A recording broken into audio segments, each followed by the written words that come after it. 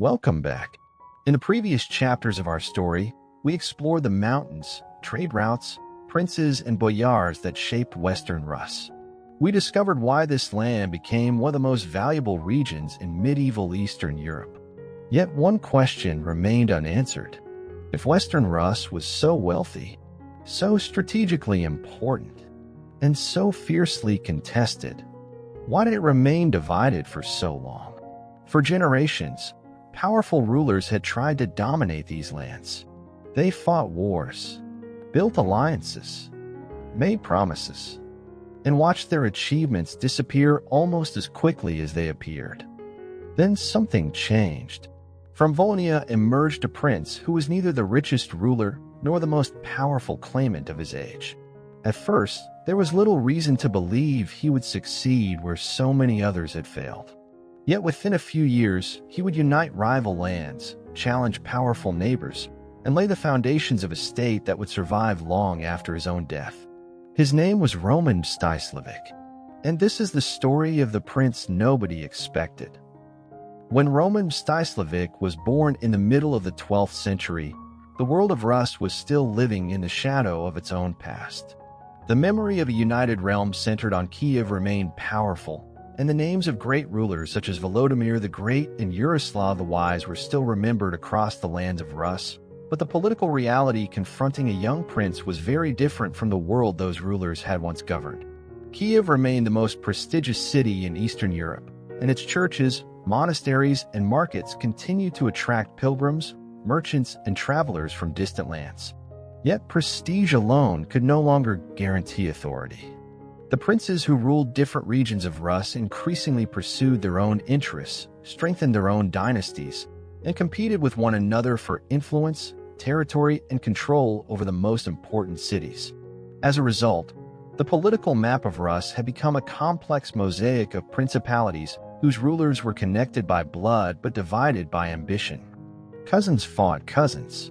Uncles competed with nephews.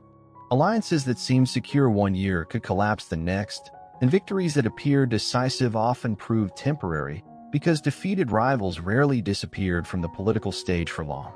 This constant competition shaped the lives of everyone who belonged to the ruling elite.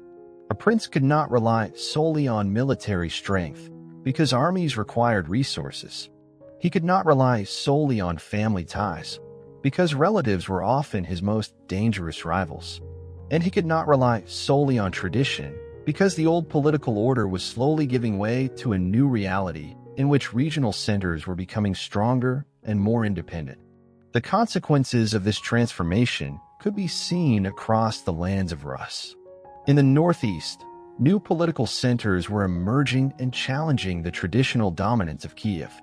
In the southwest, prosperous regions such as Volhynia and Halych were growing richer through trade and agriculture, allowing their rulers to pursue increasingly ambitious policies.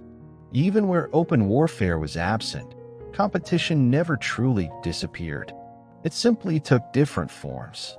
Meanwhile, neighboring powers watched these developments with great interest. The rulers of Poland monitored events along their eastern frontier. The kings of Hungary looked beyond the Carpathian Mountains toward the wealthy lands of Western Rus, and the nomadic peoples of the steppe continued to influence the balance of power across the region. Every internal dispute created opportunities for outsiders, and every struggle for succession risked drawing foreign rulers into the affairs of Rus. For many princes, this world was a source of constant instability. Yet for a few ambitious rulers, it offered something else entirely: opportunity. Because periods of political fragmentation do not merely produce conflict. They also create openings for individuals capable of seeing possibilities that others overlook. While many princes spent their lives defending what they already possessed, a small number began searching for ways to build something larger. One of those princes was growing up in Volhynia. At first, there was little reason to believe that he would become more important than dozens of other rulers who appear in the chronicles of the 12th century. He did not inherit a great kingdom. He did not command the strongest army. And he was born into a political world where ambitious men failed far more often than they succeeded. Yet the divided world of rival princes that surrounded him will become his greatest teacher. Because before Roman Mstyslavych learned how to unite lands, command armies, or challenge powerful enemies, he first had to understand the rules of the political game that governed the world of Rus. Roman Mstyslavych was not born into obscurity. He belonged to one of the most influential dynasties in the history of Rus, a family whose roots stretched back to Volodymyr Monomakh, the ruler whose name still commanded respect decades after his death. In the 12th century, lineage mattered. A prince's bloodline could open doors, strengthen alliances, and provide legitimacy in a world where nearly every ruler claimed the right to govern. Yet noble ancestry alone was never enough. The lands of Rus were filled with princes descended from famous ancestors, and many of them spent their entire lives fighting for power without ever leaving a lasting mark on history. Roman's father, Mstyslavych, was among the most significant rulers of his generation. He held Volhynia, competed for influence across Rus, and eventually occupied the throne of Kiev itself. Through him, Roman inherited not only a prestigious lineage, but also a front-row seat to the political struggles that defined the age. From an early age, he would have witnessed a world in which power was constantly contested and rarely secure. Alliances shifted. Rivals emerged unexpectedly. Victories that seemed decisive often proved temporary. For the sons of princes, politics was not an abstract concept. It was daily life. Every marriage carried political meaning. Every alliance carried obligations. Every dispute carried consequences. The children of ruling families grew up understanding that their future depended not only on courage or military skill, but also on their ability to navigate a landscape filled with competing interests and ambitious rivals. Yet Roman's inheritance was more complicated than it first appeared. Belonging to the house of Monomakh brought prestige. It also brought competition.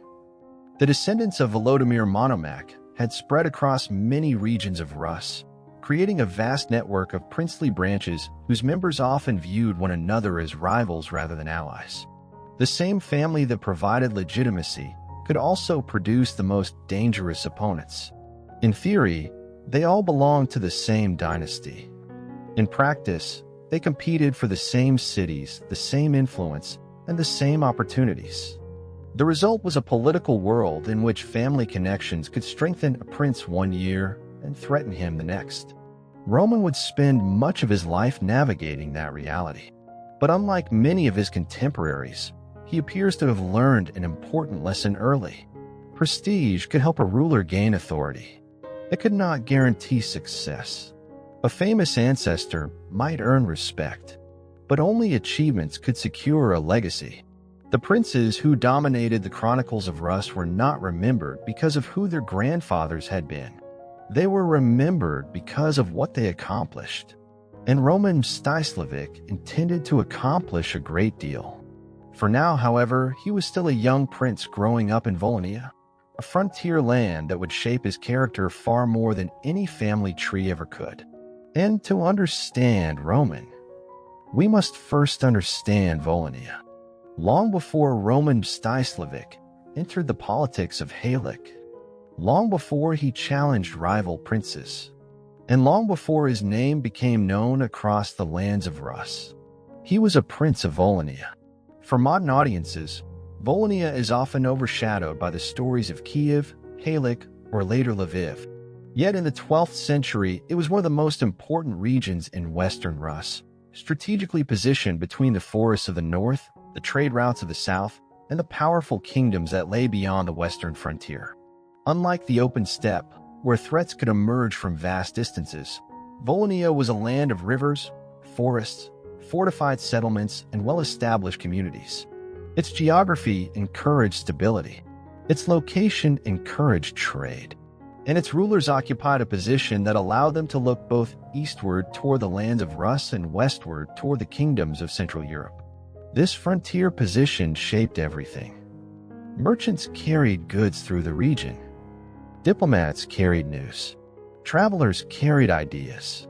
The world beyond the borders was never entirely distant. A prince growing up in Volhynia would have been exposed to influences that many rulers farther east encountered less frequently. He lived closer to Poland, closer to Hungary, closer to the political currents moving through Central Europe. And those connections mattered, because the future of Western Rus would increasingly be influenced not only by events within Rus itself, but also by the ambitions of neighboring powers. Volhynia was prosperous, but its prosperity rested on more than geography alone.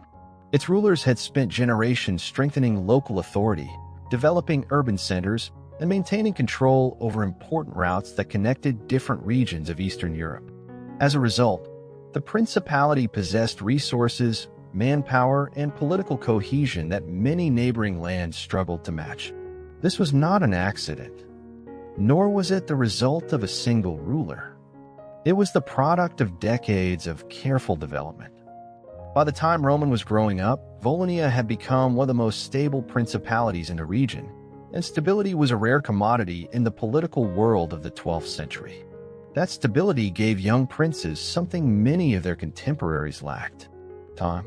Time to observe, time to learn, time to understand how power actually functioned. Because while other rulers were constantly fighting to preserve what they already possessed, the princes of Volhynia often enjoyed the freedom to think further ahead. The lessons Roman learned there would remain with him throughout his life. He learned that wealth mattered, but organization mattered more. He learned that armies were important, but stable authority was even more important. And he learned that a ruler who wished to build something lasting needed more than courage on the battlefield. He needed patience, discipline, and a clear understanding of the world around him. These lessons would prove invaluable in the years ahead, because beyond the borders of Volhynia, another land was growing rich. Another land was becoming powerful. Another land was attracting the attention of kings, princes, and ambitious aristocrats alike. That land was Halych, and before long, the destiny of Volhynia and Halych would become impossible to separate. At first glance, Volhynia did not appear destined to dominate the politics of Western Rus. It possessed no throne comparable to Kiev. It lacked the immense prestige that centuries of history had given the old capital. And unlike Halych, it did not sit atop the salt wealth that attracted merchants, kings, and ambitious nobles from across the region. Yet appearances can be deceiving, because while other principalities often struggled with internal rivalries, disputed successions, and powerful local factions, Volhynia enjoyed something that was becoming increasingly rare in the 12th century: continuity. Its rulers had spent generations consolidating authority, strengthening administrative control, and building a political system that proved remarkably resilient compared to many neighboring lands. This did not mean Volhynia was free from conflict. No principality of medieval Rus could claim that, but its political foundations were stronger than many outsiders realized. The difference became especially visible when compared with Halych. In Halych, immense wealth had helped create a powerful aristocracy whose influence could rival that of princes themselves. The boyars remained essential political actors, and any ruler who ignored them did so at considerable risk. Volhynia followed a different path. Its aristocracy remained influential, but princely authority generally rested on firmer ground. As a result, rulers possessed greater freedom to pursue long-term goals without constantly fighting for their political survival at home. That distinction would prove enormously important, because a prince consumed by internal crises rarely has time to think beyond them. A prince forced to negotiate every decision rarely has the freedom to pursue ambitious plans. And a ruler struggling merely to maintain control seldom changes history. Volhynia offered something different. It offered a foundation, a place where authority was sufficiently stable to allow capable rulers to look beyond the next dispute, the next succession crisis, or the next temporary alliance. Roman would inherit more than land. He would inherit that foundation. And perhaps even more importantly, he would inherit a political culture that valued stability, discipline, and effective government.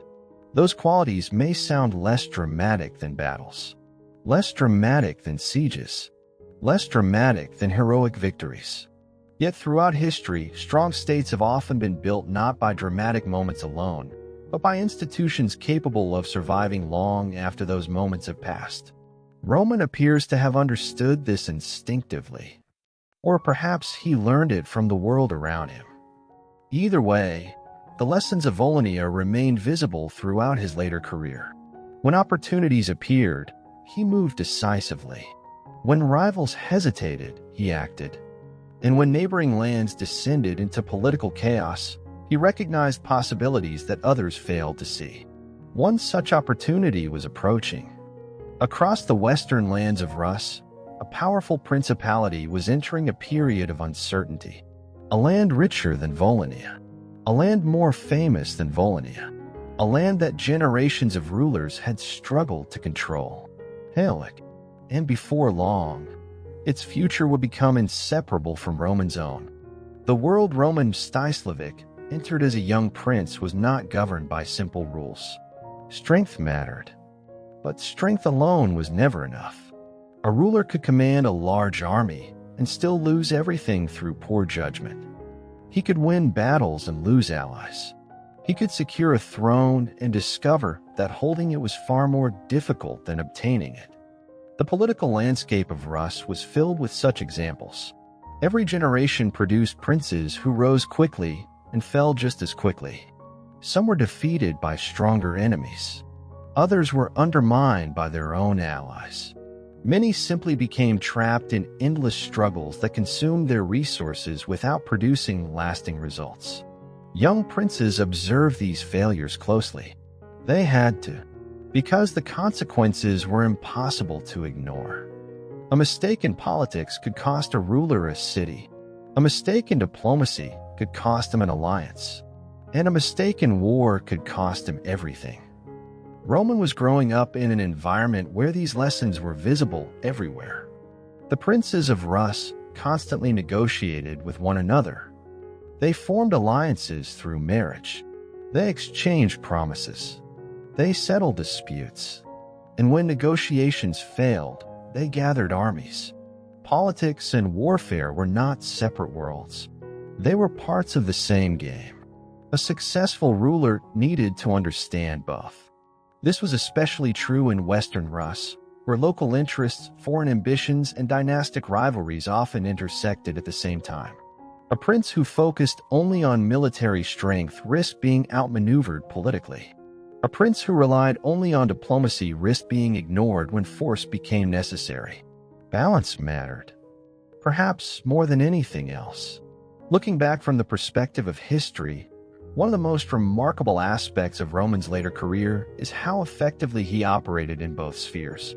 He could negotiate when negotiations serve his interests. He could move quickly when opportunity appeared. And when military action became necessary, he rarely hesitated.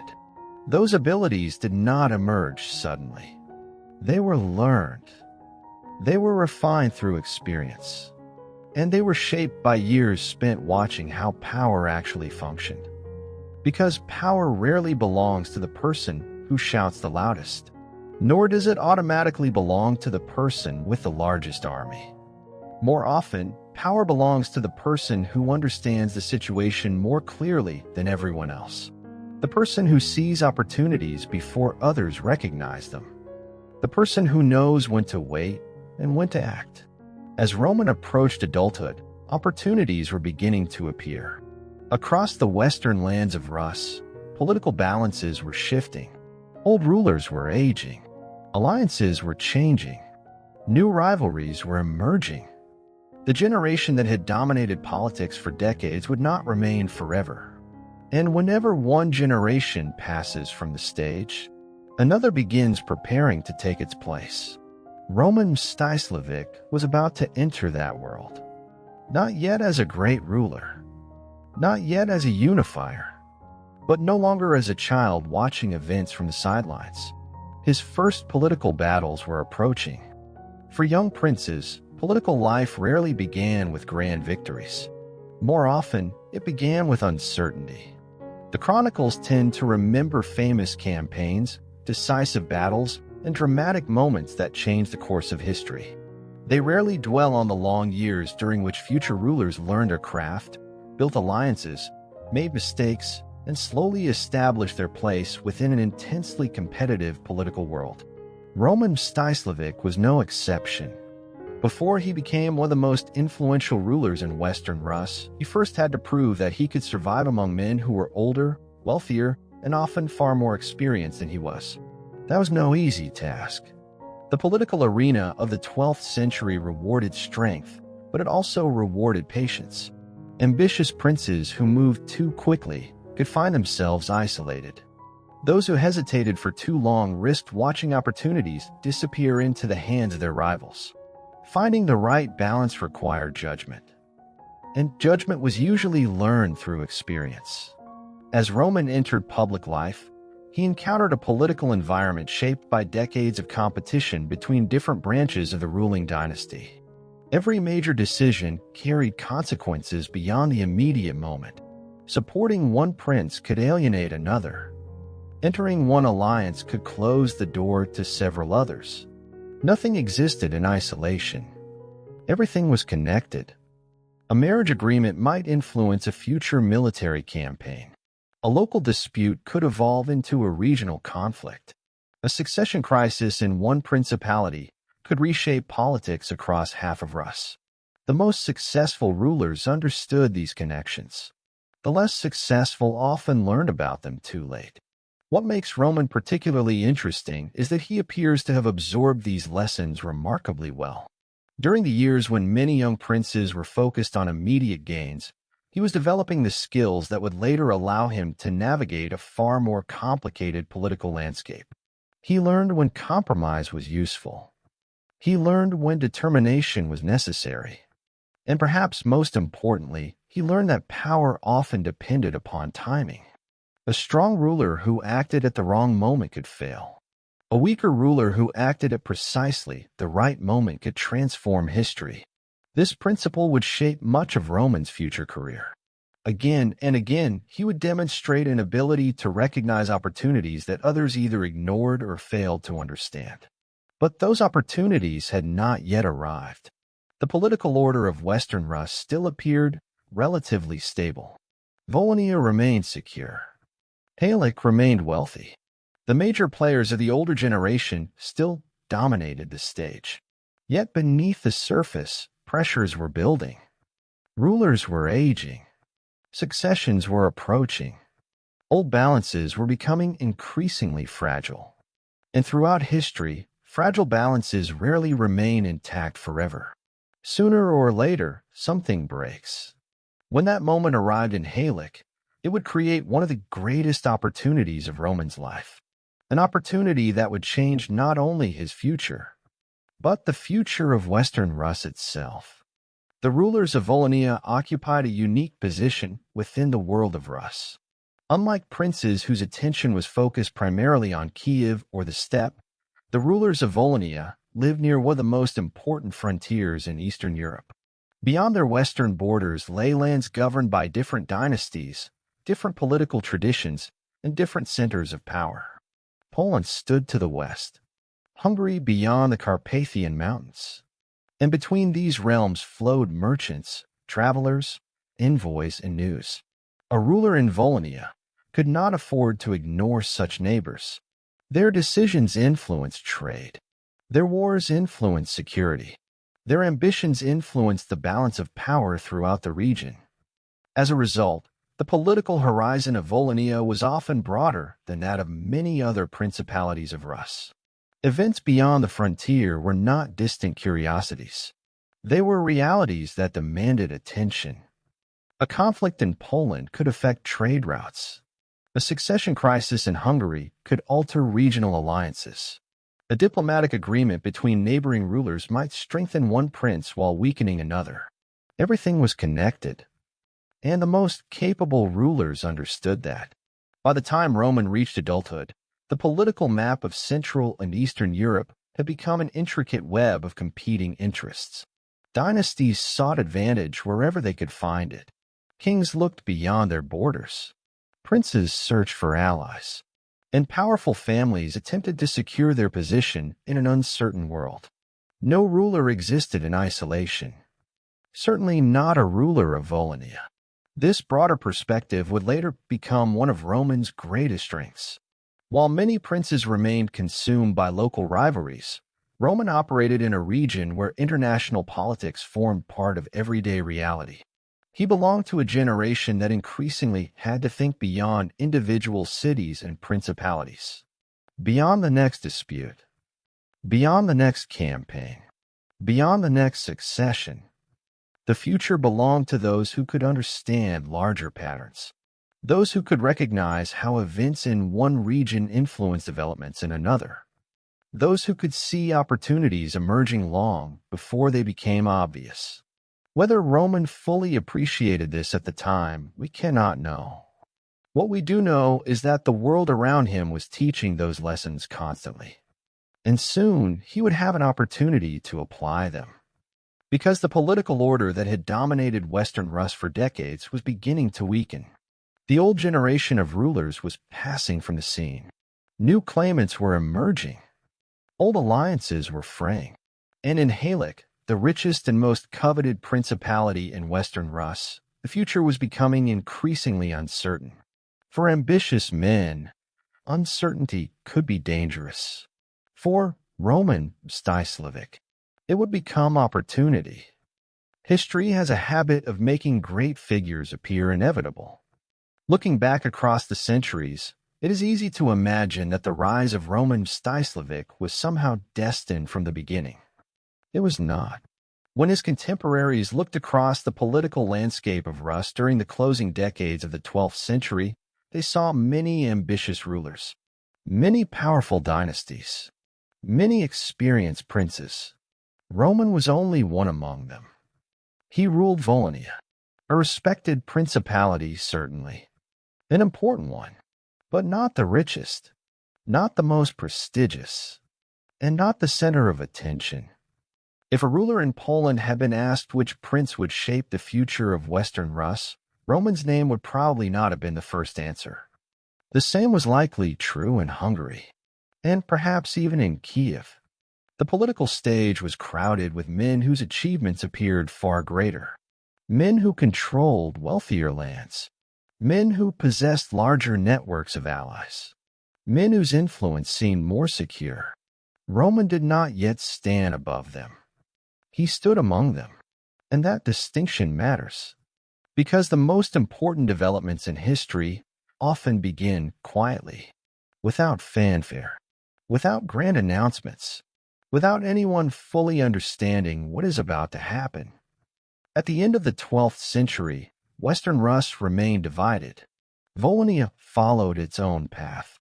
Halych followed another. The boyars protected their interests. Neighboring rulers watched carefully for opportunities, and no one possessed a clear solution to the instability that had shaped the region for generations. At least, no solution that had succeeded. Yet beneath the surface, conditions were changing. The rulers who had dominated politics for decades were growing older. The balance of power was becoming less certain. And the wealthy principality of Halych was approaching a crisis that would reshape the future of the entire region. When that crisis arrived, many princes would see danger. Many would see risk. Roman Mstyslavych would see something different. He would see possibility. The opportunity to achieve what generations of rulers had failed to accomplish. The opportunity to unite two powerful lands. And the opportunity to build something larger than himself. But that story belongs to the next chapter. Because before Roman could become the ruler who changed Western Rus, he first had to seize the opportunity that history placed before him. And that opportunity would come from Halych. In the spring of 1199, a political crisis began that would alter the future of Western Rus for generations. Its immediate cause appeared simple enough: the death of Volodymyr Yaroslavich, the last ruler of the Galician branch of the Mstyslavych dynasty. Yet beneath that seemingly ordinary succession crisis lay a much larger problem. For more than a century, the Mstyslavych had dominated the politics of Halych. Their rule had survived wars, rival claimants, foreign intervention, and internal disputes. They had overseen the rise of one of the wealthiest principalities in the lands of Rus and had transformed Halych into a political center whose influence extended far beyond its borders. Now that dynasty had come to an end. Volodymyr-Yaroslavich left no legitimate heir capable of continuing the line, and with his death, one of the most important questions in medieval politics suddenly became impossible to ignore. Who would inherit Halych? The answer was far from obvious. Halych was not merely another principality. It controlled valuable trade routes, possessed substantial wealth, and occupied a strategic position between the kingdoms of Poland and Hungary and the principalities of Rus. Whoever gained control of Halych would immediately become one of the most powerful rulers in the region. Naturally, such an opportunity attracted attention. The neighboring kings of Poland watched events closely. The rulers of Hungary saw possibilities of their own. Various branches of the Rus dynasties began calculating their chances. And inside Halych itself, the boyars prepared to defend their interests in whatever political order emerged next. No single group possessed enough strength to determine the outcome alone. That was what made the situation so dangerous. Every claimant understood the value of Halych. Every claimant understood the risks. And every claimant knew that hesitation could prove fatal. For decades, the political balance of Western Rus had rested upon the existence of two major centers of power. Volhynia followed one path. Halych followed another. Their rulers cooperated at times, competed at others, but they remained separate political worlds. The death of Volodymyr-Yaroslavych shattered that balance. Suddenly, a question that had once seemed hypothetical became real. Could one ruler control both lands? Could Volhynia and Halych be united under a single prince? And if such a union became possible, who would achieve it first? Among the many men considering that question was Roman Mstyslavych. Unlike most of his rivals, he possessed something extremely valuable. He already ruled a strong and stable principality. He commanded resources. He possessed political experience. And perhaps most importantly, he stood closer to Halych than many of the other claimants who might seek to intervene. Yet opportunity alone guarantees nothing. The history of Rus was filled with princes who had recognized opportunities and failed to seize them. The crisis of 1199 would test whether Roman belonged among them, or whether he was something different entirely. For the first time in generations, the future of Halych was uncertain, and uncertainty has a way of attracting ambitious men. The death of Volodymyr-Yaroslavych left more than an empty throne. It left one of the wealthiest principalities in Eastern Europe without a clear future. For more than a century, the Mstyslavych dynasty had provided Halych with a political center around which the principality could organize itself. Individual rulers came and went. Some proved stronger than others. Some governed successfully, while others struggled against rivals and internal opposition. Yet despite these differences, one fact remained constant. The dynasty endured. Now that continuity had disappeared. The problem was not simply that Volodymyr had died without a legitimate heir.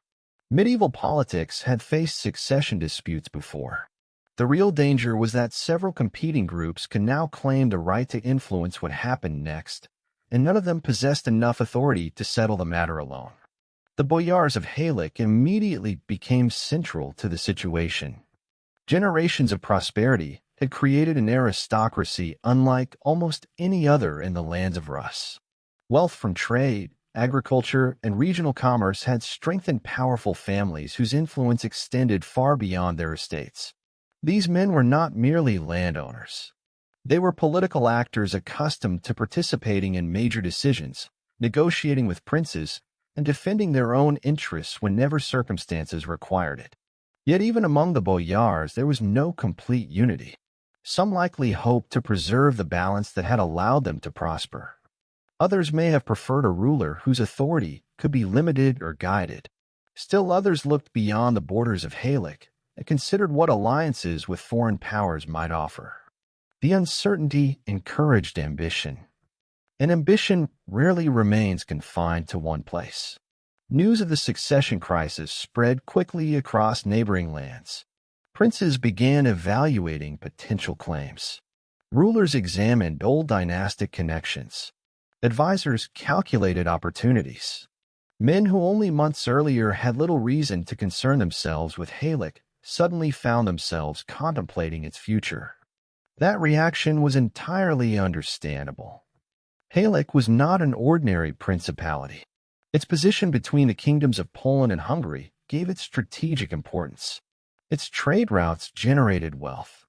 Its resources supported armies. Its influence extended across much of Western Rus. Whoever controlled Halych would gain more than territory. He would gain leverage. He would gain prestige. And he would gain the ability to influence the future political balance of the entire region.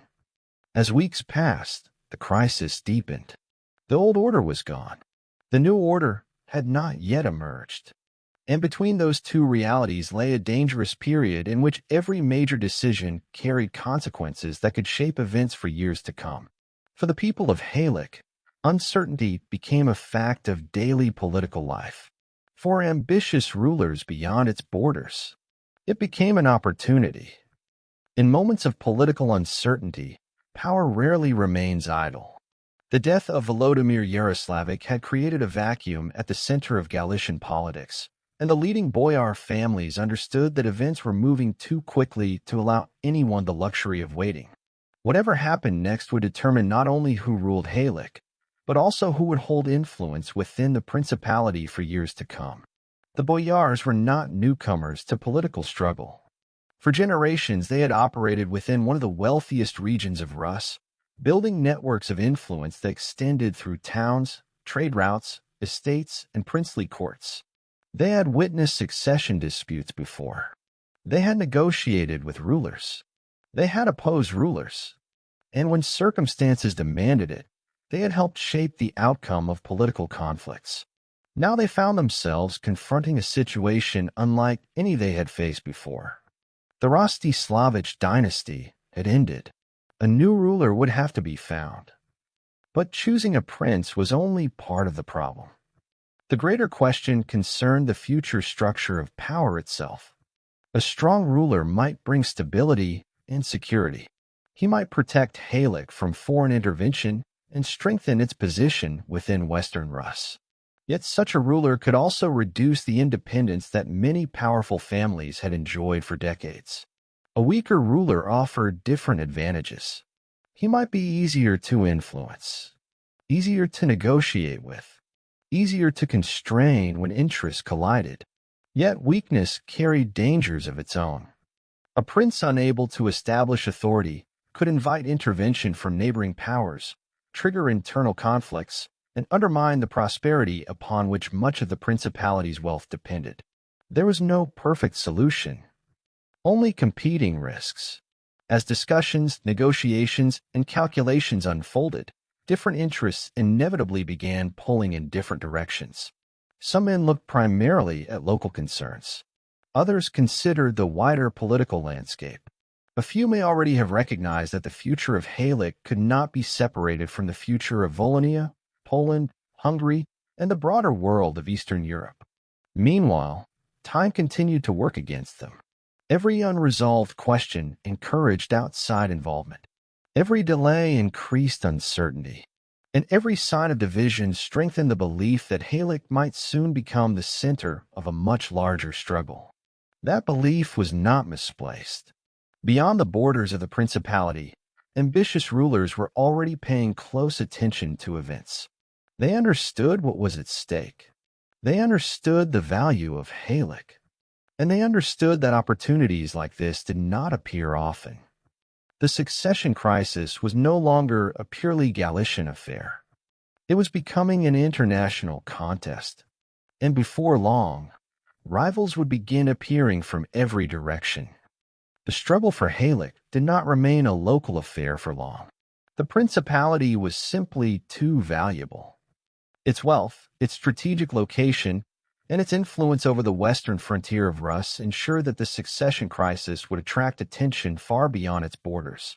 As uncertainty deepened, ambitious rulers across Eastern Europe began examining the situation with growing interest. Some saw danger. Others saw opportunity. Many saw both. To the west, the fragmented rulers of Poland understood that the future of Halych could directly affect the balance of power along their eastern frontier. A strong and united state in Western Rus might become an important ally or a dangerous rival. A divided Halych, by contrast, will be easier to influence and far less capable of projecting power beyond its own borders. Beyond the Carpathian Mountains, the Kingdom of Hungary faced similar calculations. Hungarian rulers had long maintained an interest in the affairs of Halych, and the disappearance of the Mstyslavych dynasty created possibilities that would have been difficult to imagine only a few years earlier. The prospect of extending influence into one of the richest regions of Rus was too tempting to ignore. Nor were foreign kings the only men watching events unfold.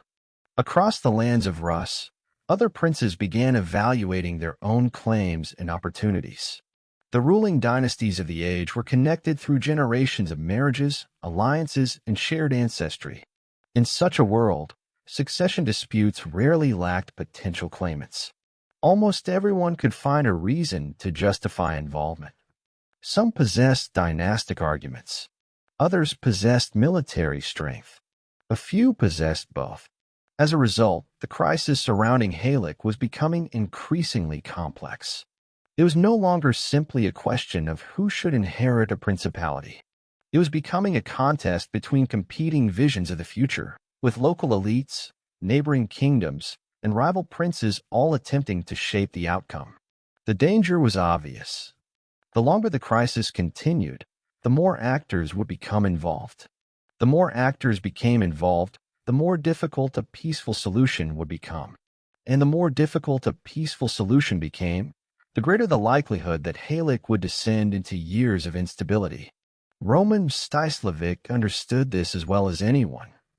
Unlike many potential rivals, he did not need to imagine what was at stake.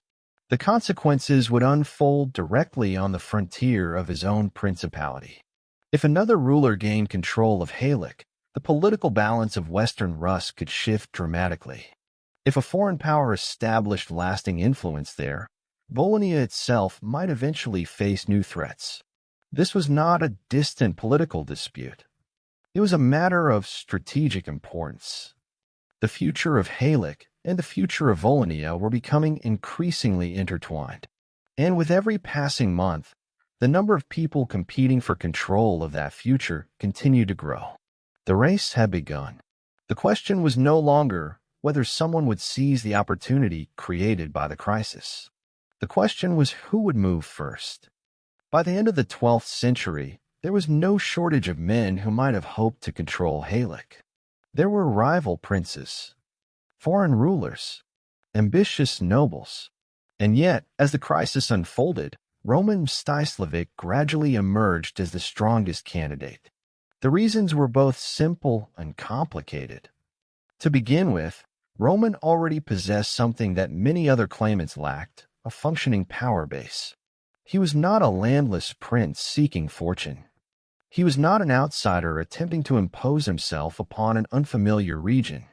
He ruled Volhynia, one of the strongest and most stable principalities in Western Rus, and he commanded the resources, military forces, and political experience that came with it.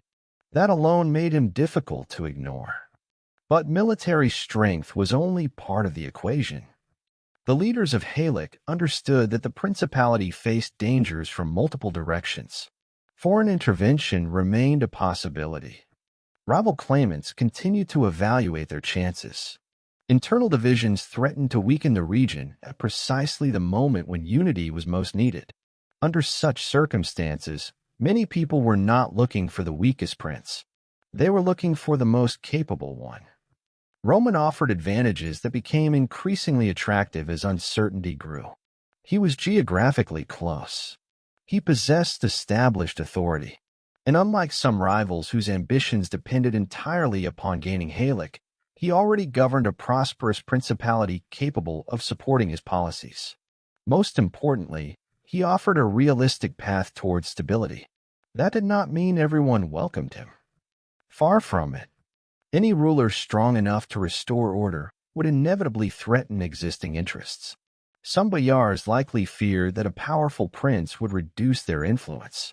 Others may have preferred a more fragmented political environment in which local elites enjoyed greater freedom of action. Yet even those concerns could not erase a larger reality. The political situation was becoming increasingly dangerous. Every month without a clear resolution increased the likelihood of outside interference. Every sign of division encouraged ambitious neighbors to involve themselves more deeply in Galician affairs. What had begun as a succession dispute was steadily evolving into a contest with regional consequences. Roman supporters could point to a simple fact. He was not offering merely a new ruler. He was offering a solution. A union between Volhynia and Halych would create a state with greater resources, greater military strength, and greater political influence than either principality could achieve alone. Such a union would not eliminate every problem, but it could provide the stability necessary to confront them.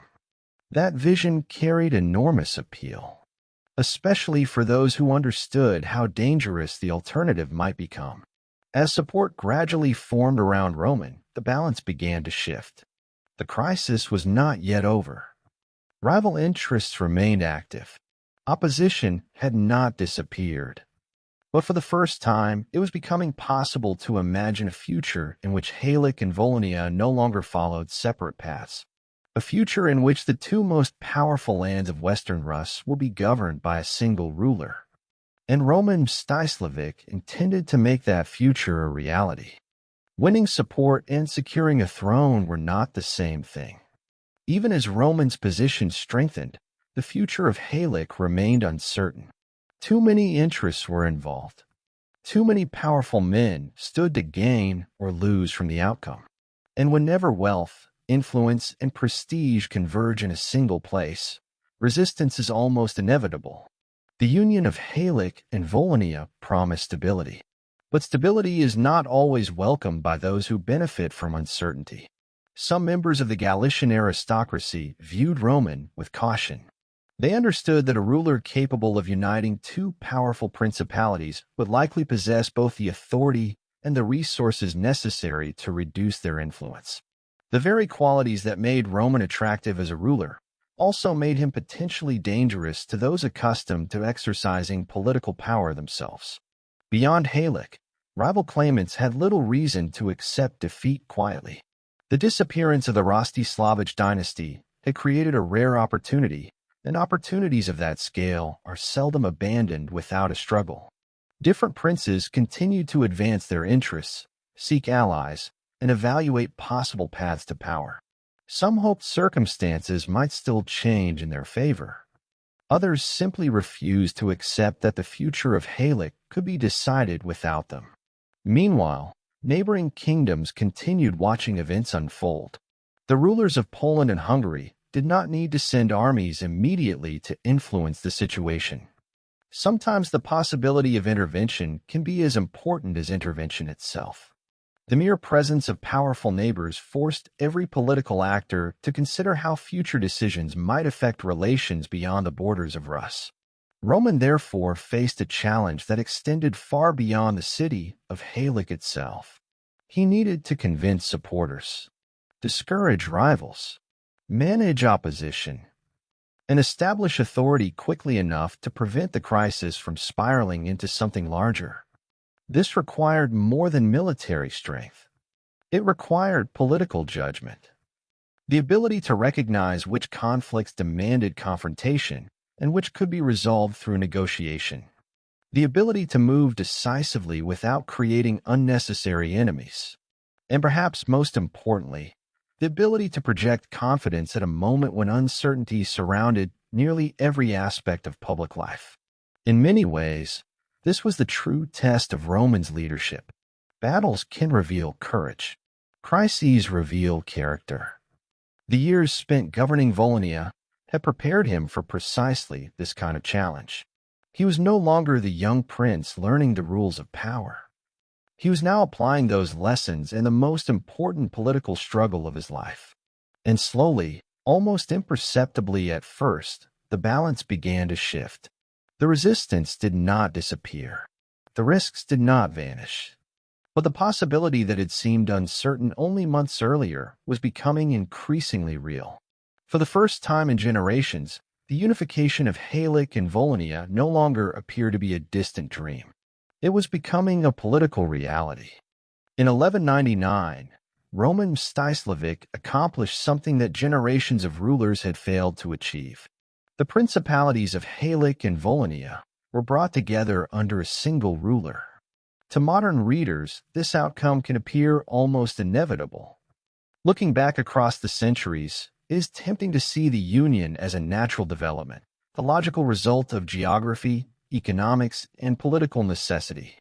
But history rarely feels inevitable to those living through it. At the time, nothing was guaranteed. The succession crisis could have produced years of conflict. Foreign rulers might have expanded their influence.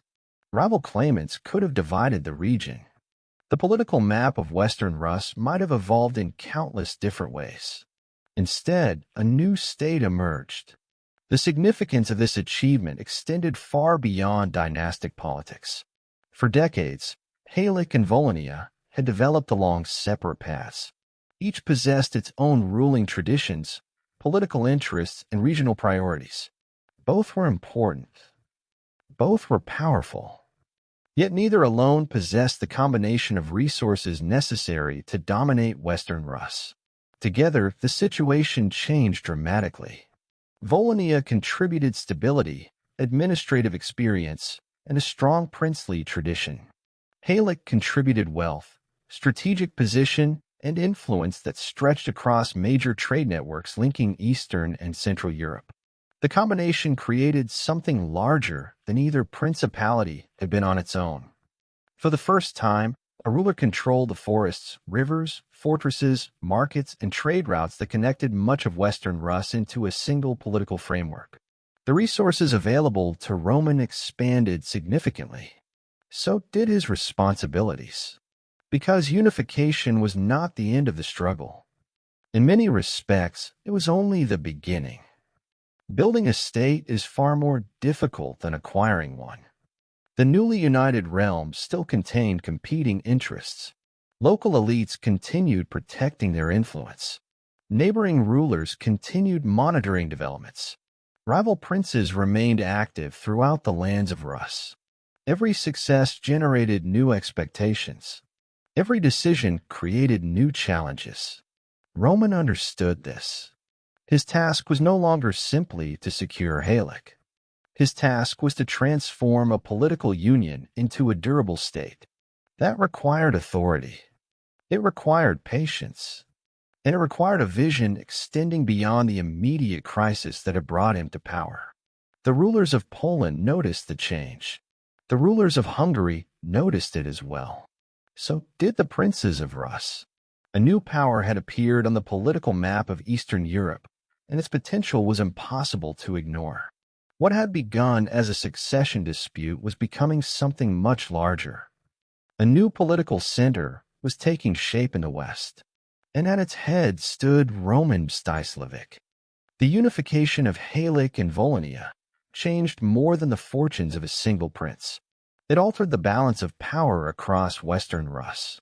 For generations, the political landscape had been defined by fragmentation. Wealth existed. Military strength existed. Ambition existed. Yet these resources were scattered among competing rulers whose interests rarely aligned for long. Even the most successful princes often found themselves trapped in cycles of rivalry that consumed energy without producing lasting stability. Roman's achievement offered a different possibility. For the first time, one ruler controlled the two strongest principalities of Western Rus. He possessed the resources of Volhynia. He possessed the wealth of Halych. And he now governed a realm whose influence extended far beyond the borders either principality had previously commanded on its own. People noticed. They had to. Merchants understood that a larger and more stable state could protect trade routes more effectively. Local elites understood that political decisions would increasingly be made within a new framework of power. Neighboring rulers understood that the western frontier of Rus was no longer divided as it had been only a few years earlier. Most importantly, other princes understood it. The rise of Roman Mstyslavych forced rulers throughout the region to reconsider their assumptions about the future. For decades, division had seemed normal. Fragmentation had seemed permanent. The idea that one ruler might successfully unite major territories of Western Rus had often appeared unrealistic. Now it had happened. That reality created both admiration and concern. Supporters saw opportunity. Rivals saw danger. Because every new center of power inevitably changes the calculations of those around it. A stronger Western Rus could influence trade. It could influence diplomacy. It could influence the outcome of conflicts far beyond its own borders. And if Roman continued building upon his success, the consequences might reach far beyond Halych and Volhynia. Yet for all that had been achieved, Roman's greatest challenges still lay ahead. Winning Halych had demonstrated his ability to recognize opportunity. Uniting the two lands had demonstrated his ability to act decisively. The next stage would demand something even more difficult. He would have to prove that this new state could survive. He would have to defend it against rivals, expand its influence, and establish himself among the most powerful rulers of his age. The prince whom few had expected to change history had already transformed Western Rus. Now he would turn his attention eastward, toward Kiev, toward the ancient capital whose prestige still echoed across the lands of Rus. And before long, Kiev would be forced to pay attention to Roman Mstyslavych. By the beginning of the 13th century, Roman Mstyslavych was no longer simply the ruler of Volhynia, nor was he merely the prince who had secured Halych during a succession crisis. He now governed the most powerful state in Western Rus. The union of Halych and Volhynia had transformed his position. It had increased his resources, expanded his influence, and given him a political foundation stronger than that of most contemporary rulers. Yet success created a new question. What came next? For many princes, the answer would have been simple. Defend existing territory. Strengthen local authority. Avoid unnecessary risks. Roman appears to have thought differently. The political world of Rus still revolved around Kiev. Its military importance had declined compared to earlier centuries. Its direct authority over distant principalities was weaker than it had once been. New regional centers had emerged across the former realm of Kievan Rus. Yet prestige remained. And in medieval politics, prestige could be nearly as valuable as power itself. The throne of Kiev continued to occupy a unique place in the imagination of rulers throughout Rus. Princes fought for it. Dynasties competed for it. Even when practical authority shifted elsewhere, possession of Kiev still carried immense symbolic weight. A ruler who influenced Kiev influenced the political conversation of the entire region. Roman understood this.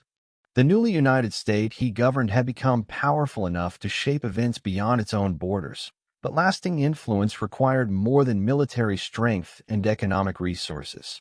It required legitimacy. It required recognition. It required a place within the wider hierarchy of Rus. And no city provided that more effectively than Kiev. At the same time, the situation in the capital remained unstable. Competing dynasties continued their struggles for influence. Alliances shifted constantly. Princes entered the city and departed again. The political landscape remained as fluid as it had been for decades. For an ambitious ruler, this instability presented both danger and opportunity. Many princes viewed Kiev as a prize. Roman increasingly viewed it as something else, a necessity, not because he needed its wealth, not because he needed its fortifications, but because any ruler seeking to reshape the political order of Rus eventually had to confront a simple reality. The road to wider influence still passed through Kiev. Whether one wished to govern the city, influence it, protect it, or control those who occupied it, the capital remained impossible to ignore. And Roman Mstyslavych was no longer a man who could be confined to regional politics. The ruler who had united Halych and Volhynia was beginning to look beyond Western Rus, toward the ancient capital, toward the center of prestige, toward the city whose fate remained intertwined with the future of the entire Rus world. The road to Kiev had begun. To understand why Roman Mstyslavych turned his attention toward Kiev, it is necessary to understand what the city represented at the beginning of the 13th century. In purely practical terms, Kiev was no longer the unquestioned center of power it had been during the reigns of Volodymyr the Great or Yaroslav the Wise. The political landscape of Rus had changed dramatically over the previous century. Regional principalities had grown stronger. Local dynasties had become more independent. Economic activity had spread across multiple centers. Yet symbols possess a power of their own, and few symbols carried greater weight than Kiev. The city stood at the heart of the historical memory of Rus. Its churches housed some of the most important religious institutions in Eastern Europe. Its chronicles preserved the stories of earlier rulers. Its monuments reminded visitors of an age when a single dynasty had exercised authority across vast territories. Even princes who had little intention of permanently ruling Kiev understood its importance. Control of the city could strengthen legitimacy. Influence within the city could enhance prestige. Association with the city could elevate a ruler's standing throughout the lands of Rus. This was especially important in a political world where authority often depended as much upon perception as upon military strength. A ruler might possess armies. He might possess wealth. He might govern prosperous territories. But if other princes viewed him merely as a regional power, his influence would remain limited. Kiev offered something different. It offered recognition. The city remained the stage upon which political authority was displayed to the wider world. For generations, ambitious rulers had understood this reality. Some fought bitter wars to obtain the throne. Others used alliances and diplomacy. Many failed. Yet the struggle continued because the symbolic value of Kiev remained enormous. Roman recognized this as clearly as anyone. The union of Halych and Volhynia had transformed him into one of the most powerful rulers in Western Rus, but power alone could not reshape the political order. If he intended to influence events across the broader world of Rus, he needed to engage with a city that still occupied a unique place in its political imagination. At the same time, Kiev's weakness created opportunities. The city no longer possessed the strength to dominate distant principalities as it once had. Competing dynasties frequently contested control of the throne. Alliances shifted. Rival claimants emerged. Authority changed hands with remarkable frequency. This instability frustrated many rulers. For Roman, it created possibilities. A divided city could be influenced. A contested throne could be shaped. A political system weakened by rivalry could be navigated by a ruler possessing sufficient resources, determination, and skill. And Roman possessed all three. The question was no longer whether Kiev mattered. The question was how Roman intended to use its importance. Because with every passing year, his influence continued to grow. And the rulers of Rus were beginning to notice. To modern observers, the political struggles surrounding Kiev can sometimes seem puzzling. If the city no longer exercised direct control over all the lands of Rus, why did so many rulers continue competing for influence there? The answer lay in the nature of medieval authority. Power was not measured solely by armies, fortresses, or wealth. It was also measured by legitimacy, by whether other rulers, nobles, clergy, and foreign courts accepted a prince's position within the political order. And no city contributed more to that legitimacy than Kiev. For nearly 3 centuries, the city had stood at the center of the Rus world. Generations of rulers had governed from its palaces. Bishops preached within its churches. Chroniclers recorded its triumphs and disasters. Even as political power gradually spread across multiple regions, the memory of Kiev's central role endured. Memory mattered, especially in politics. A ruler who could influence Kiev gained access to something that could not easily be purchased, inherited, or conquered elsewhere. Authority. Not absolute authority. Not unquestioned authority, but authority that carried weight across the lands of Rus. This was particularly important during an age when regional principalities had become increasingly independent. As political unity weakened, symbols often became more valuable rather than less. They provided a common language through which rulers could communicate status, legitimacy, and ambition. Roman understood this reality. The state he had created in Western Rus was becoming stronger every year. Its resources continued to grow. Its political influence expanded. Yet if he intended to shape events beyond his own borders, he needed more than regional power. He needed recognition. And recognition still flowed through Kiev. At the same time, the city remained strategically important. Situated along major river routes and connected to trade networks stretching across Eastern Europe, Kiev continued to occupy a position that no ambitious ruler could safely ignore. Even weakened cities can influence the world around them, and Kiev was far from irrelevant. Its weakness, in fact, made it even more significant. A strong Kiev could dominate. A weak Kiev could be contested, and a contested Kiev created opportunities. Throughout the closing years of the 12th century, rival princes continued competing for influence within the city. Alliances formed and collapsed. Agreements were made and broken. Rulers entered the capital only to lose it again. The political instability that characterized much of Rus was visible in Kiev perhaps more than anywhere else. Roman watched these developments carefully. He had not spent years building a powerful state in Western Rus merely to ignore the city that still stood at the center of the political imagination of his age. Sooner or later, his interests and the interests of Kiev were destined to intersect. When that happened, the consequences would extend far beyond the walls of the ancient capital. Because Roman Mstyslavych was no longer simply responding to events. He was beginning to shape them. Power has a way of attracting attention. Success attracts even more. By the beginning of the 13th century, Roman Mstyslavych was no longer viewed simply as another regional prince. His successful union of Halych and Volhynia had fundamentally changed the political landscape of Western Rus, and rulers across Eastern Europe could no longer afford to treat him as a secondary figure in regional affairs. Reputation in the medieval world traveled surprisingly quickly. Merchants carried news alongside their goods. Envoys reported developments to foreign courts. Clergy exchanged information between dioceses and monasteries. Travelers repeated stories they had heard in distant cities, sometimes exaggerating them, sometimes diminishing them, but rarely ignoring them altogether.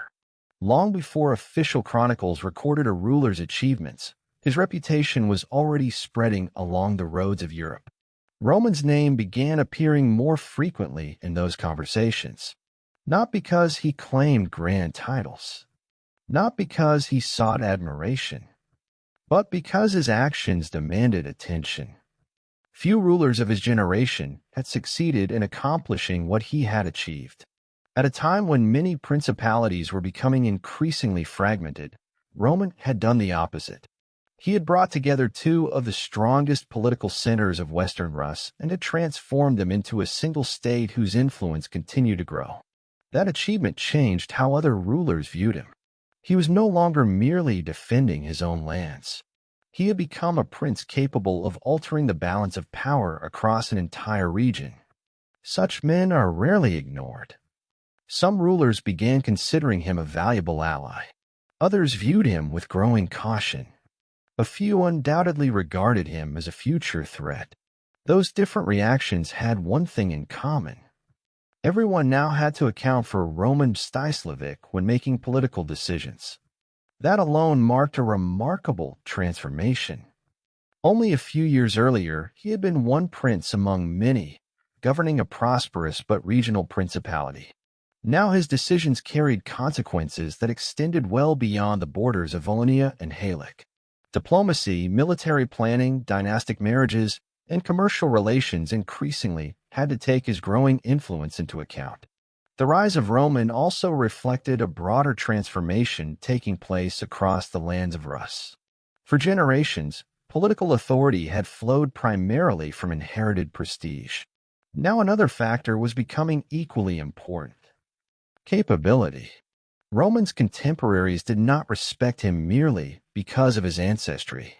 Many princes could claim equally distinguished bloodlines.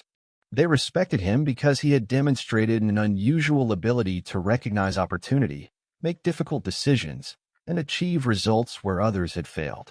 That combination earned something more valuable than admiration. It earned credibility. When Roman acted, other rulers understood that his actions were unlikely to be impulsive. They expected calculation. They expected preparation. They expected purpose. That expectation would soon become one of his greatest political advantages. Because a respected ruler can influence events, a trusted ruler can shape them. And Roman Mstyslavych was steadily becoming both. The rise of Roman Mstyslavych changed the calculations of nearly every ruler in the lands of Rus. As long as he governed only Volhynia, many princes could afford to ignore him. Even after the union with Halych, some may have hoped that his growing state would eventually face the same internal divisions that had weakened so many principalities before it. That did not happen. Instead, Roman continued strengthening his position, and every new success forced neighboring rulers to reconsider their own plans. Some saw an opportunity. Others saw a threat. Most saw both. In the political world of the early 13th century, alliances were rarely permanent. A prince who fought beside another ruler one year might face him on the battlefield a few years later. Marriage connected dynasties. Treaties created temporary partnerships. Shared interests brought rulers together, until those interests changed. Roman understood this reality. He did not appear to divide the world into permanent friends and permanent enemies. Instead, he seems to have approached politics as a constantly changing landscape in which today's ally might become tomorrow's rival, while yesterday's opponent could unexpectedly become a valuable partner. That way of thinking required flexibility, but it also required caution. Trust could never be absolute. Promises were valuable only as long as they served the interests of both sides. Throughout his reign, Roman had to balance relationships with neighboring princes, influential boyars, and the rulers of Poland and Hungary, each pursuing ambitions of their own. Every diplomatic decision carried consequences that extended beyond a single meeting or agreement. A marriage alliance could alter the balance of power. A military campaign could strengthen one frontier while weakening another. Even choosing not to intervene in a dispute could reshape future relationships. This was politics at its highest level. Not a contest between good and evil, but a constant negotiation between competing interests. Roman proved remarkably effective within that world. He was willing to cooperate when cooperation advanced his objectives. He was prepared to confront opponents when diplomacy reached its limits. And perhaps most importantly, he rarely allowed personal relationships to overshadow political realities. That approach earned him both respect and suspicion. Rulers who valued stability often regarded him as a reliable partner.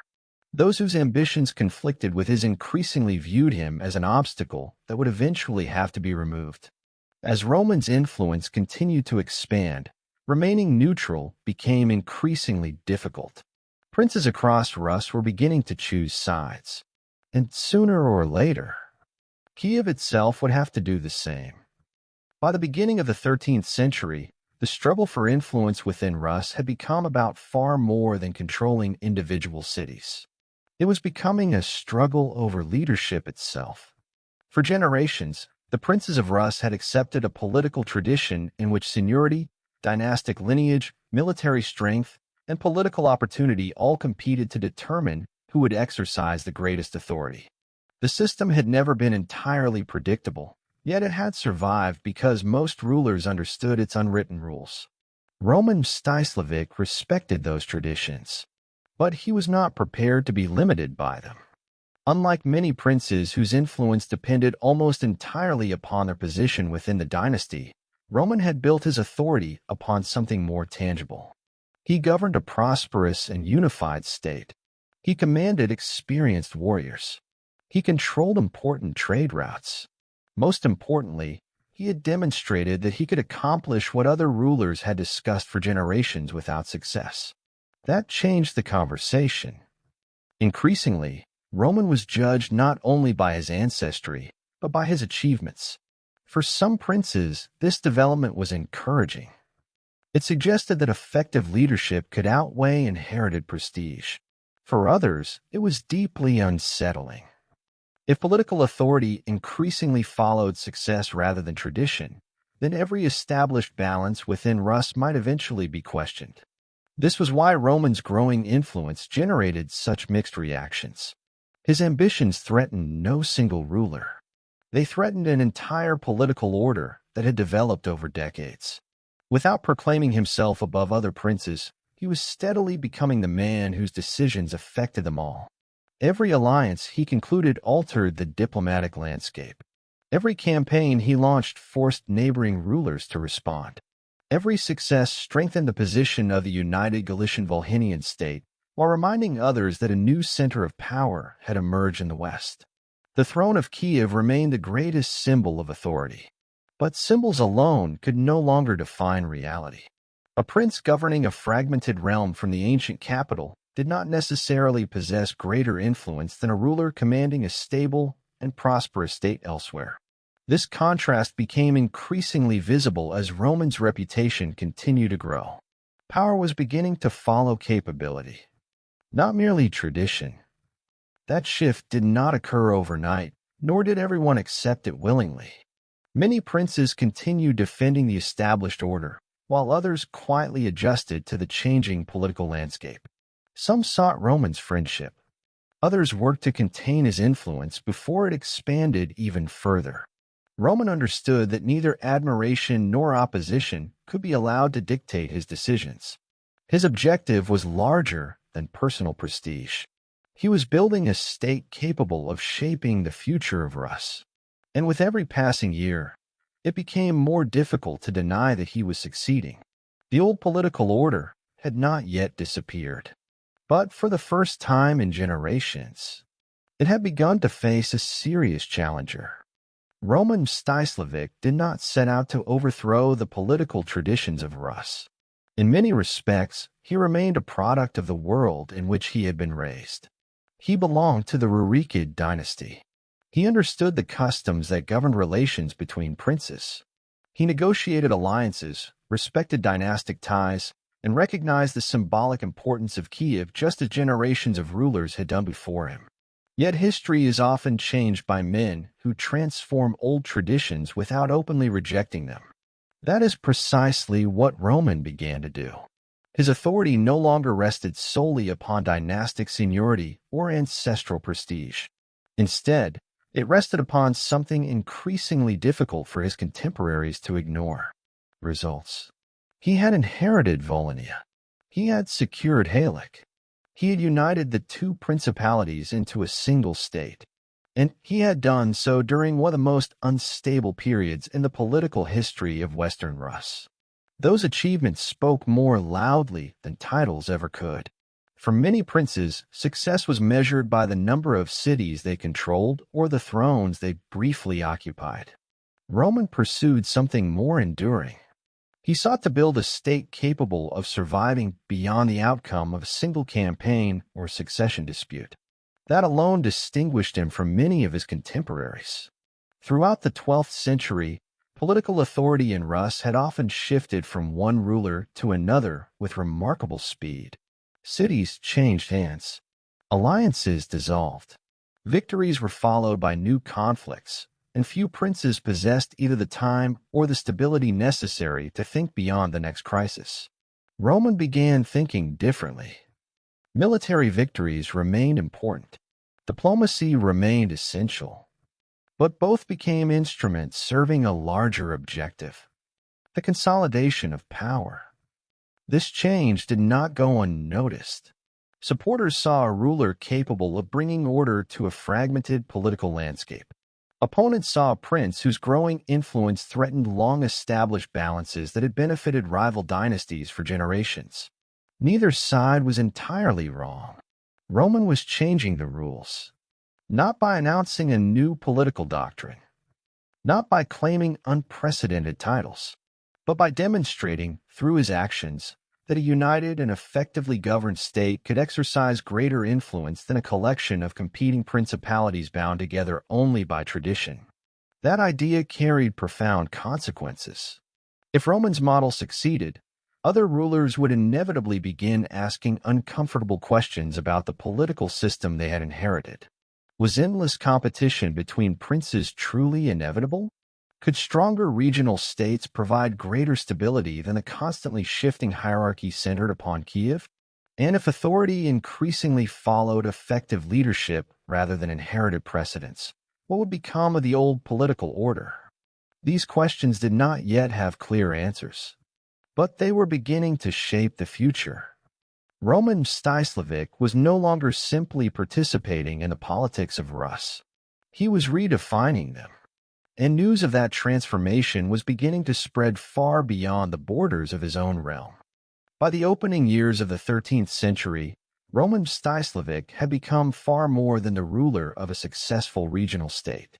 His decisions now carried consequences that extended well beyond the borders of Halych and Volhynia.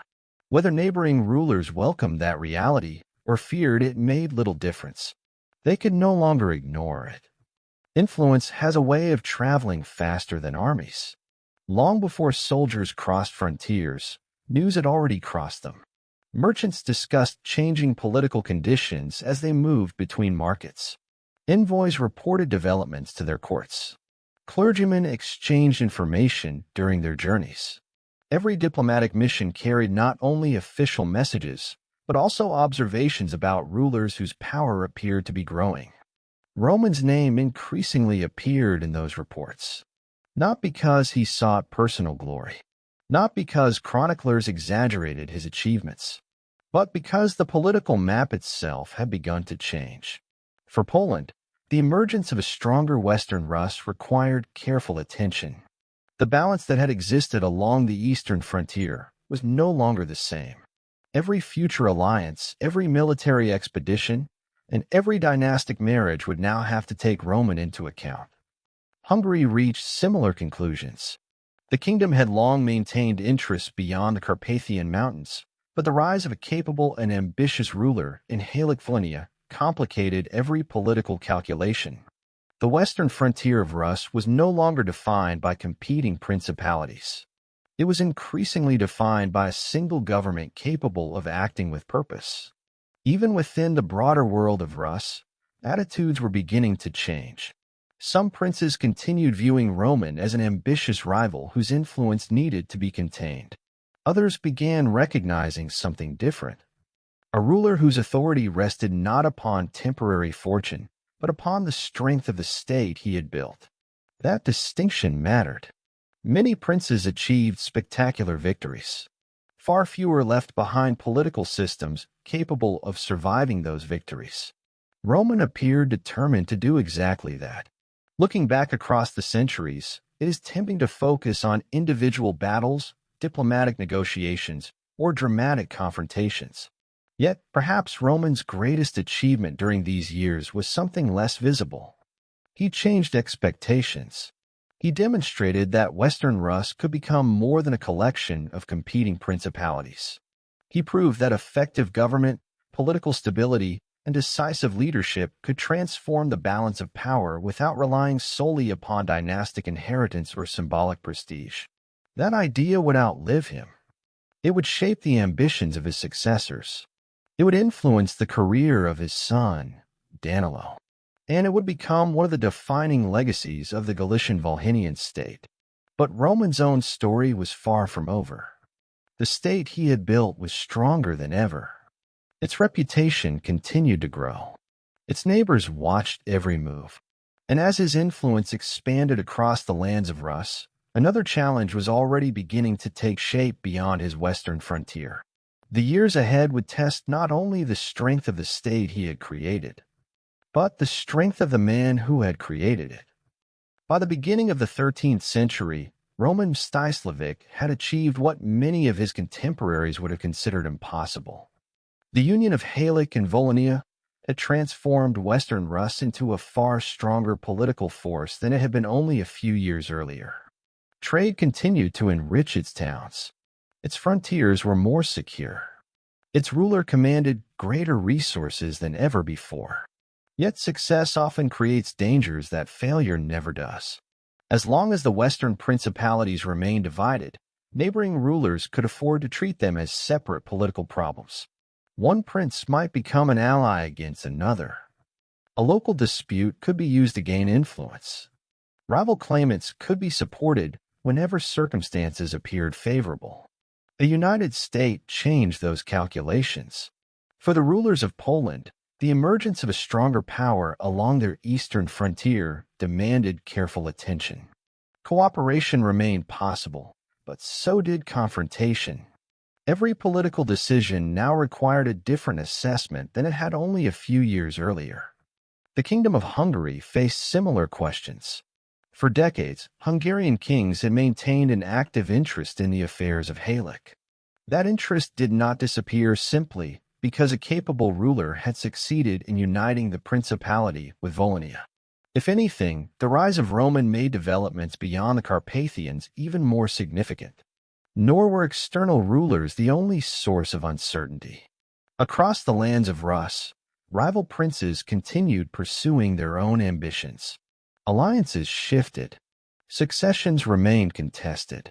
Local conflicts regularly drew in neighboring rulers, creating a political landscape in which stability was always more fragile than it appeared. Roman governed in the middle of that world. His state stood at the crossroads of competing interests stretching from the forests of the north to the Carpathian Mountains, and from the kingdoms of Central Europe to the principalities of Rus. Every diplomatic agreement had consequences beyond a single frontier. Every military campaign risked affecting relationships with several neighboring powers at once. The stronger his state became, the more carefully others watched it. This was one of the great paradoxes of medieval politics. Strength brought security, but it also attracted attention. A weak ruler might be ignored. A successful ruler rarely was. Looking back, it is easy to recognize that Roman had entered the most dangerous period of his reign. He had already demonstrated that he could build a powerful state. The greater challenge now was preserving it in a political environment where every neighboring ruler was carefully measuring its growing influence. The years ahead would test not only his military ability, but also his judgment. Because the greatest threat to a successful ruler does not always come from his weakest enemy.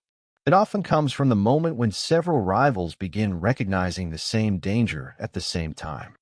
Throughout much of Roman Mstyslavych's reign, relations with the rulers of Poland shifted between cooperation and confrontation. This was hardly unusual. The political map of Central Europe was shaped by dynastic rivalries, changing alliances, and competing regional interests. Princes who shared common enemies one year could find themselves negotiating against one another the next. Stability depended less upon permanent friendship than upon circumstances, and circumstances changed constantly. Roman understood that reality. So did the Polish rulers. The frontier separating their lands was not simply a political boundary. It was a zone through which merchants, diplomats, nobles, and armies all moved with remarkable frequency. Trade created opportunities for cooperation. Dynastic marriages encouraged periods of peace. Yet the same frontier could quickly become a source of conflict whenever the interests of either side began to diverge. As Roman's authority expanded, those interests became increasingly difficult to reconcile. The emergence of a strong Galician Volhynian state altered the balance that had existed for decades. A ruler capable of uniting Western Rus possessed greater military resources, greater economic strength, and greater diplomatic influence than any of his predecessors. Such a neighbor deserved respect. It also demanded caution. Looking back, historians can identify several reasons why relations gradually became more complicated. The first was geography. Neither Poland nor the Galician Volhynian state could ignore the other. Their frontiers stretched across regions where political influence, commercial interests, and military security often overlapped. Decisions made in one court inevitably affected calculations in the other. The second was ambition. Roman was no longer concerned solely with defending his own territories. His growing influence within the wider world of Rus inevitably affected the strategic interests of neighboring rulers, who had become accustomed to a far more fragmented political landscape. The third was uncertainty. Neither side could be entirely certain how far the other intended to expand its influence. Medieval diplomacy rarely provided complete clarity, and rulers were often forced to make decisions based upon incomplete information, conflicting reports, and rapidly changing circumstances. That uncertainty encouraged preparation. Preparation encouraged suspicion. And suspicion had a way of becoming its own political force. None of this meant that war had become inevitable. History rarely follows a single predetermined path. Even at moments of growing tension, diplomacy remained possible. Agreements could still be reached. Alliances could still be renewed. Political circumstances might yet change. But the margin for misunderstanding was becoming steadily smaller. Both Roman and the Polish rulers governed expanding political ambitions. Both understood the importance of strength. And both recognized that the balance established after the union of Halych and Volhynia would not remain unchanged forever. The question was no longer whether new challenges would emerge. The question was where they would emerge first. Before long, that answer would begin to reveal itself on the western frontier. By the summer of 1205, years of careful diplomacy, military success, and political consolidation had brought Roman Mstyslavych to the height of his power. The state he governed was stronger than it had ever been. The union of Halych and Volhynia had endured. His authority was recognized across much of Western Rus, and his influence reached well beyond the borders of his own realm. Looking back, it is tempting to see this moment as the beginning of an even greater rise. History, however, often moves in unexpected directions. The precise circumstances that led Roman to launch his final campaign remain the subject of historical debate. Medieval chronicles describe the events only briefly, and later sources do not always agree with one another. As a result, historians continue discussing both his immediate objectives and the sequence of events that followed. What is clear is that Roman gathered his forces and began moving westward toward Poland. This was not an impulsive decision. Military campaigns required careful preparation. Warriors had to be assembled, supplies organized, routes selected, communication maintained between different contingents.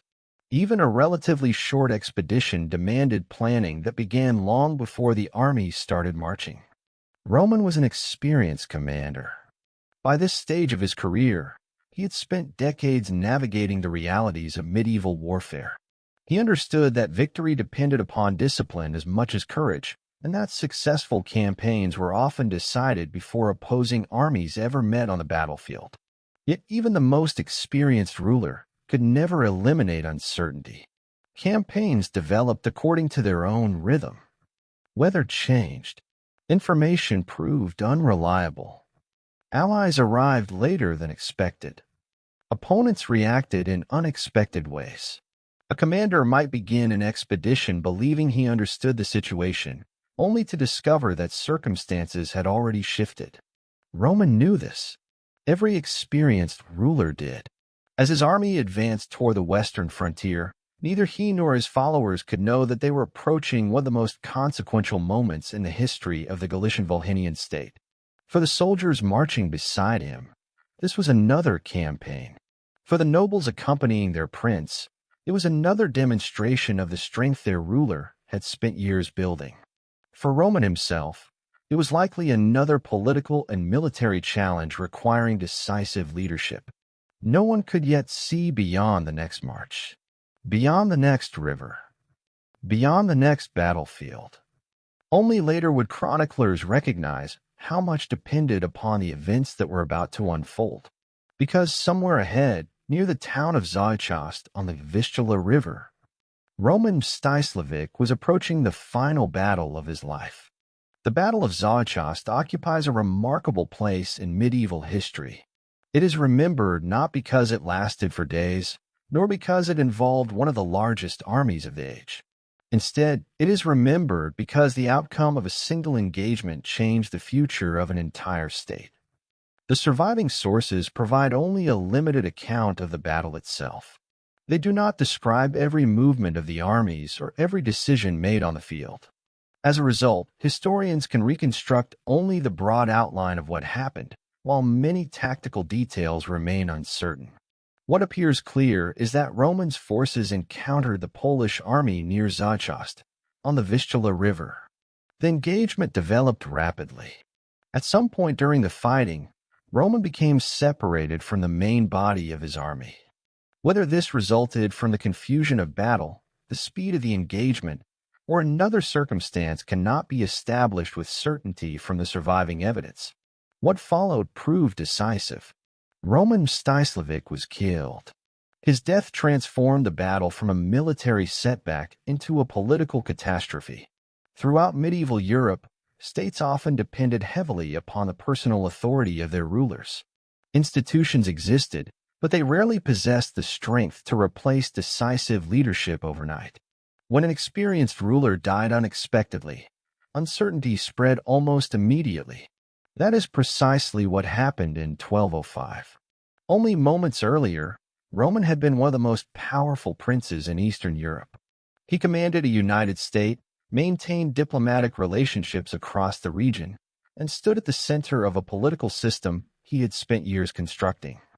Now he was gone. The speed with which circumstances changed is difficult to overstate. The campaign ended. The future became uncertain. And every ruler who had watched Romans rise now faced the same question. What happened to the state he had created? Looking back, historians sometimes focus on the battle itself. Yet the battle was only the beginning. Its greatest consequence was not the defeat on the battlefield. Its greatest consequence was the political vacuum left by the death of the one man who had held together the newly united realm. The enemies of Halych and Volhynia immediately recognized the opportunity. So did its allies. And perhaps no one understood the danger more clearly than Roman's own family. Because the state had not lost merely its ruler. It had lost its founder. The news of Roman Mstyslavych's death spread with remarkable speed. In the medieval world, information traveled more slowly than armies. Yet the death of a ruler could reshape political calculations long before official messengers reached every city. Merchants carried rumors along trade routes. Envoys hurried back to their courts. Local nobles exchanged reports. Within a short time, the rulers of neighboring lands understood that the political balance of Western Rus had changed once again. The kingdom Roman had built still existed. Its cities remained. Its fortresses still stood. Its armies had not vanished overnight. But the man who had united those resources under a single vision was gone. That distinction mattered. The Galician Volhynian state was still young. It had been forged through Romans' determination, military success, and political judgment. Many of the relationships that held it together depended not merely upon institutions, but upon confidence in the ruler himself.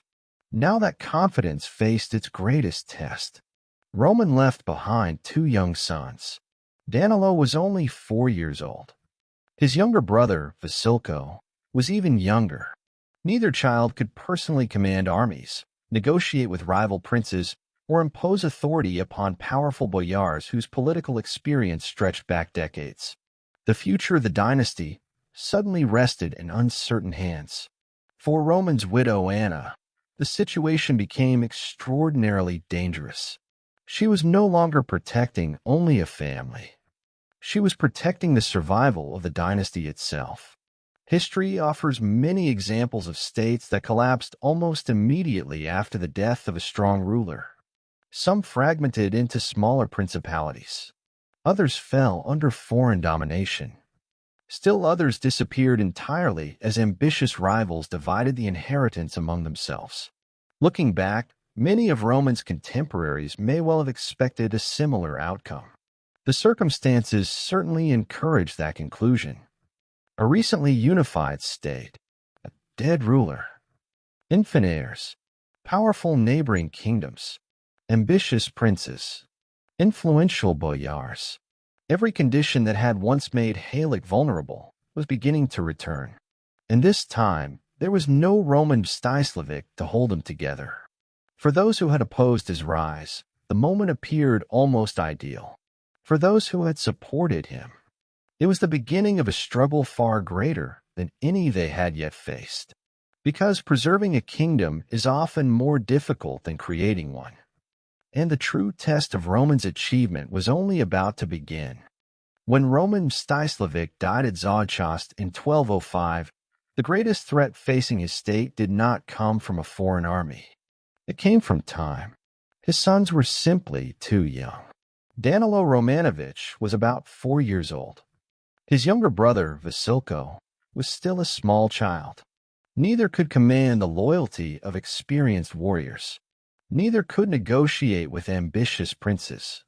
Neither possessed the authority that their father had spent years earning through military victories, political judgment, and determined leadership. The future of the dynasty now depended upon those willing to protect it until the boys were old enough to rule. That task fell primarily to their mother, Princess Anna. The surviving sources tell us relatively little about her actions in detail, but they leave little doubt about the dangers she faced. With the founder of the state gone and his heirs still children, every ambitious ruler in the region understood that the balance of power had shifted once again. For Anna, every decision carried enormous consequences. Remaining in one place could be dangerous. Seeking allies carried risks of its own. Trusting the wrong people might cost her sons not only their inheritance, but their lives. The world surrounding the young princes had changed almost overnight. Only weeks earlier, they had been the children of one of the most powerful rulers in Eastern Europe. Now they had become the heirs to a kingdom that many believed would soon be divided. Looking back, it is difficult to overstate how precarious their position had become. The Galician boyars were reconsidering their loyalties. Neighboring rulers were reassessing their ambitions. Rival branches of the Rurikid dynasty were evaluating new opportunities.